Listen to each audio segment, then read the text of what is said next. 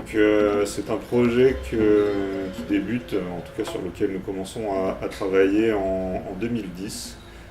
C'était un orphelinat qui existait déjà à Bamako, en banlieue de Bamako, qui avait des locaux anciens et vétustes. Et donc ce qui nous a été demandé, c'était d'envisager un nouvel équipement pour accueillir l'orphelinat, à savoir définir une programmation pour cet orphelinat et trouver un projet architectural. Donc on travaille sur le programme de l'orphelinat. Donc ce sont des chambres, des salles de classe, un réfectoire, une cuisine, une infirmerie, des salles, des toilettes et des sanitaires pour l'hygiène des enfants, pour leur apprendre l'hygiène. Conceptuellement, on crée tout un bâtiment qui vient protéger la cour, qui est le lieu de vie en fait, de tous les enfants, de toutes leurs activités.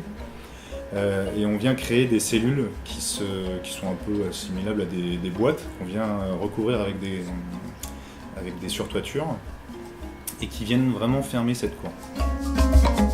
Donc sur les principes architecturaux qui ont guidé la conception, comme on se trouve en Afrique subsahélienne, qu'il y fait très chaud et qu'en même temps on avait des moyens financiers limités pour réaliser l'orphelinat, on s'est attaché à travailler sur les qualités intrinsèques du bâtiment.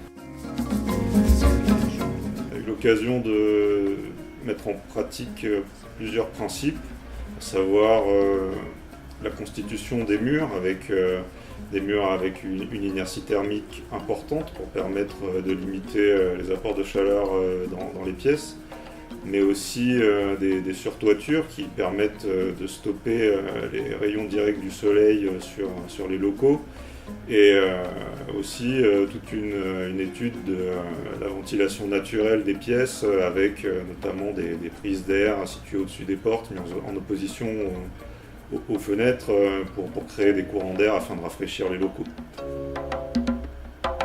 On a pu mesurer l'efficacité de cette conception, puisqu'au mois d'avril, dans les périodes les plus chaudes, donc c'est environ 50 degrés au soleil, 40 à l'ombre, on avait des températures de 30 degrés dans les locaux, sans aucun dispositif de rafraîchissement, donc, que ce soit ventilateur ou climatiseur.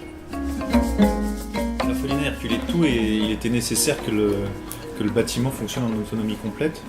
Du coup, pour ce faire, on a installé d'une part des panneaux photovoltaïques sur les toitures et de l'autre, on est venu pomper de l'eau dans une nappe phréatique à 70 mètres de profondeur. Et les deux fournissent en fait eau et électricité au bâtiment qui lui suffisent. Et un autre aspect intéressant et important dans ce projet a été en fait toute la filière d'assainissement de type extensif qui a été mise en œuvre. Alors d'une part pour ne pas venir repolluer la nappe, mais aussi parce qu'elle permet de mener sur le site une activité de pisciculture ainsi que du maraîchage.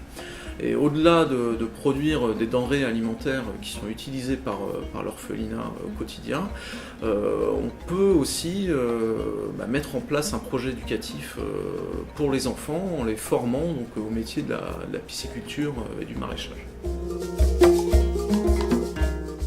C'était une expérience très marquante du fait de travailler aussi loin de la France. Et une expérience aussi incroyable humainement, quand tous les enfants sont rentrés dans le bâtiment le jour de l'inauguration, ça nous a tous envahis d'un sentiment très fort, je pense. Oui, puis c'était aussi très intéressant car le projet a donné lieu à des échanges de savoir-faire assez incroyables avec les entreprises sur place qui se sont vraiment pris au jeu en plus du projet d'orphelinat en tant que tel, au-delà du simple projet de construction. Et pour ça, ça a vraiment été assez fort. D'autant plus que c'est ce projet-là qui nous a réunis finalement, et c'est autour de ce projet qu'on a débuté notre aventure et qu'on a monté l'agence.